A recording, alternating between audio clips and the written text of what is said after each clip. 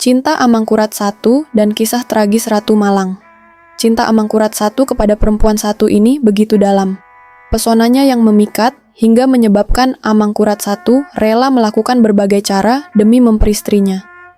Pertemuan pertama raja dengan perempuan pujaannya itu terjadi saat ia mengeluarkan titah mencari seorang perempuan untuk diperistri.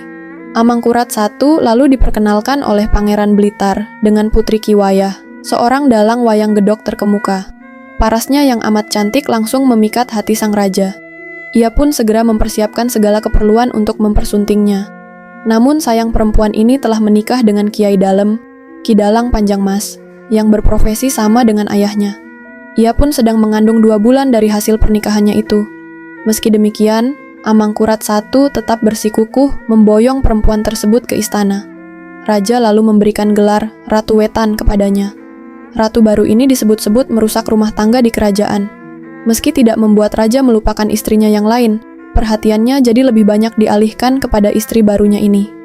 Itulah sebabnya ia disebut orang Ratu Malang, yaitu yang melintang di jalan.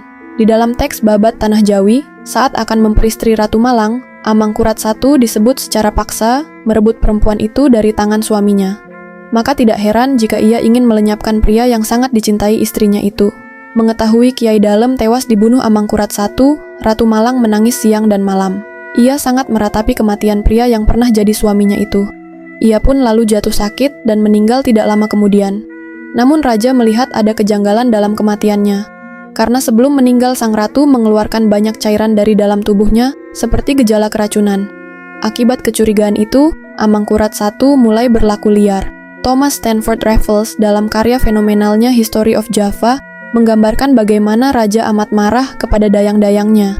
Raja mengurung 60 orang dayang-dayang istrinya di dalam sebuah kamar gelap dan tidak diberi makan sampai mereka mati semua. Kematian Ratu Malang menjadi pukulan yang amat berat bagi Amangkurat I. Dalam laporan pejabat Belanda, raja sampai tidak bisa menjalankan pemerintahannya dengan baik hingga 4 hingga 5 tahun setelahnya. Jenazah sang ratu dibawa ke Gunung Kelir untuk dipusarakan. Selama beberapa hari liang, lahat Ratu Malang tidak ditutup atas permintaan raja. Siang dan malam sambil membawa serta putranya, Amangkurat I diam di dekat makam itu, meratapi tubuh perempuan pujaannya yang telah terbujur kaku. Kepergian raja menimbulkan kekacauan di keraton. Keluarga dan pejabat kerajaan terus berusaha membujuknya agar kembali pulang,